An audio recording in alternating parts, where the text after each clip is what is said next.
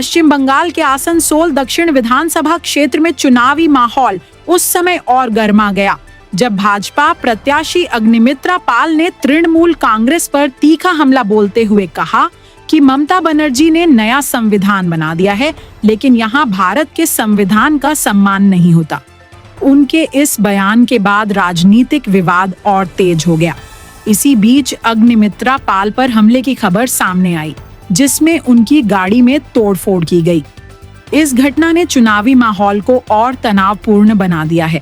दोनों दलों के बीच आरोप प्रत्यारोप का दौर जारी है, जबकि प्रशासन स्थिति को नियंत्रित करने में जुटा हुआ है। নিউ টাউনে 12 নম্বর বুথে টিএমসির কোন নেতা আছে আনন্দ উপাধ্যায়, তিনি ওখানে দাঁড়িয়ে ওখানে উনি আমাদের ইনফ্লুয়েন্স করার চেষ্টা করছেন ওই বুথের সামনে দাঁড়িয়ে।